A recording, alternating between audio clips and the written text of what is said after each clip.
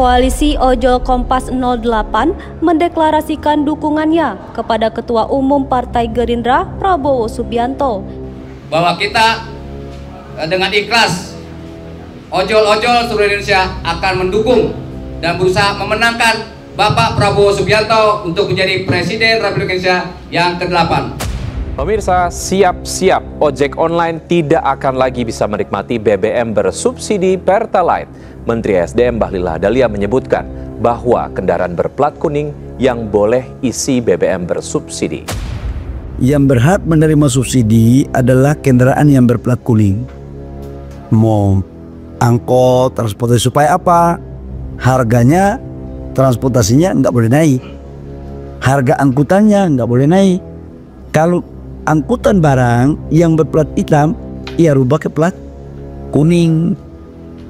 Karena kita kan ingin memberikan ini kan kepada yang berhak. Bebannya mungkin makin berat tuh ojek online. Ojek dia kan pakai untuk usaha. Berarti tetap harus. Loh iya dong, masa usaha disubsidi? Ojol dilarang minum Pertalite. Pemerintah bikin blunder lagi. Assalamualaikum warahmatullahi wabarakatuh. Halo Sobat RJ, kali ini kita bakal ngomongin sebuah topik yang bikin hati ojol panas dingin. Jadi begini sob, Menteri SDM Bapak Bahlil Lahadalia baru-baru ini bikin pernyataan yang sukses membuat pengemudi ojol di seluruh Indonesia gergetan. Intinya di sini para abang-abang ojol dilarang menggunakan Pertalite. Waduh, kok jadi kayak anak tiri ya? Dilarang make Pertalite cuma gara-gara dianggap kegiatan usaha. Mari kita kulik lebih dalam. Beberapa waktu yang lalu, Pak Bahlil bilang begini, ojek itu kan dipakai untuk usaha, masa yang kayak gini disubsidi? Nah, dari sini jelas banget, pemerintah menganggap ojol bukan rakyat biasa yang layak untuk mendapatkan subsidi.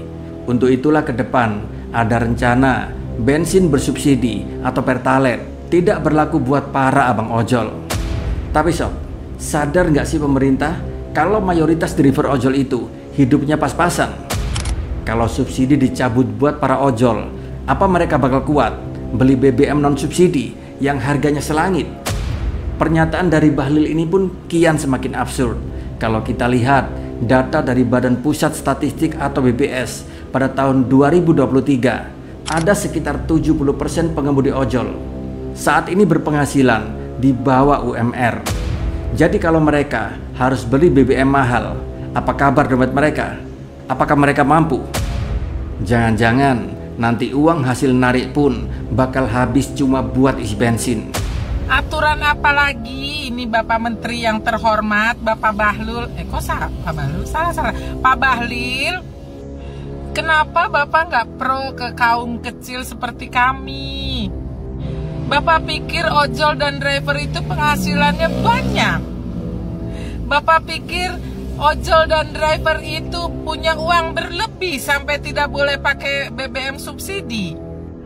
Ya ampun Pak, kalau Bapak tahu keluh kesah dari teman-teman ojol dan driver, nggak habis waktu sehari Pak nyeritainnya. Bener. Dengan tarif terendah 10.500 itu Pak, kita harus bagi-bagi. Kita harus memanage Pak untuk beli BBM. Terus kemudian dipotong 20% lebih oleh pihak aplikator. Terus untuk makan kami seharian di jalan. Belum lagi makan anak-anak kami di rumah Pak. Gimana Pak kalau kami harus beli BBM yang dengan harga mahal? Nggak kebagian anak kami makan Pak. Lalu apa tanggapan dari Ketua Asosiasi Pengemudi Ojek Daring Garda Indonesia, Bang Igun Wicaksono, yang merupakan Ketua Asosiasi pun langsung mencak-mencak.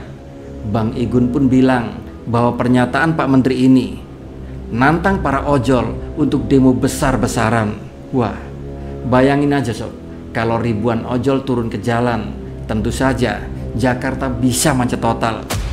Masalahnya sejak 2018 mereka sudah minta pengakuan legalitas sebagai angkutan publik, tapi di sini pemerintah seolah hanya tinggal janji yang berlalu begitu saja. Di sini Bang Igun juga ngomong sesuatu yang bikin kita mikir. mana pro rakyatnya? Ojol ini penghasilannya tidak seberapa, malah jadi sapi perah perusahaan aplikasi.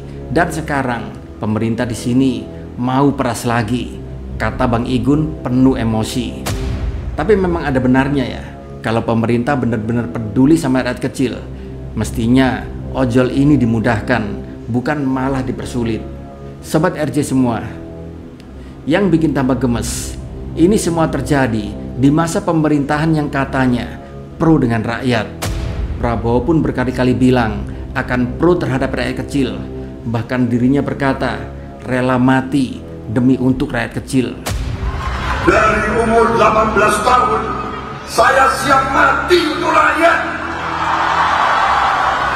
Apalagi masalah jabatan, masalah pangkat, masalah harta, karena kami siap menghadap Yang Maha Kuasa. Tapi di sini semua hanya manis di bibir saat menjelang kampanye. Setelahnya bak zombie yang mengerikan menghisap kering rakyatnya. Sobat RJ semuanya, pernyataan Bahlil ini bukanlah blunder pemerintah yang pertama. Sebelumnya kita juga sering mendengar kebijakan-kebijakan yang terkesan seolah asal-asalan. Mulai dari bansos yang dipolitisasi atas nama Gibran, kenaikan PPN 12%, sampai aturan subsidi yang sering tidak jelas. Dan kalau terus begini, rakyat kecil mau jadi apa coba? Jangan-jangan pemerintah lupa kalau ojol ini adalah salah satu tulang punggung ekonomi dari rakyat.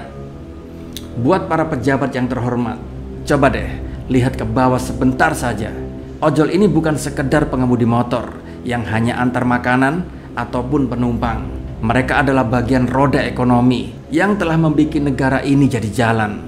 Kalau mereka sampai terpinggirkan, siapa coba yang bakal bertanggung jawab? Dan pemerintah, kalau mau bikin kebijakan, harusnya pikirkan dong dampaknya. Jangan cuma asal jeplak dalam membuat kebijakan. Semua rakyat tahu kok, negara lagi defisit anggaran dan negara sangat butuh duit buat membayar bunga utang Jokowi dan mendanai program makan siang gratis. Tapi buat apa ada makan siang gratis kalau rakyat dicekik seperti ini? Tentu saja melarang para ojol untuk menggunakan BBM bersubsidi. Ini adalah bentuk kesewenang-wenangan. Di sini saya berharap pemerintah bisa pro terhadap rakyat kecil. Jangan hanya pro di saat kampanye Pilpres. Setelah jadi, beda realita. Saat ini rakyat sudah sangat terpuruk akibat krisis ekonomi yang terjadi. Jangan ditambah lagi lah beban masyarakat ini. Wassalamualaikum warahmatullahi wabarakatuh.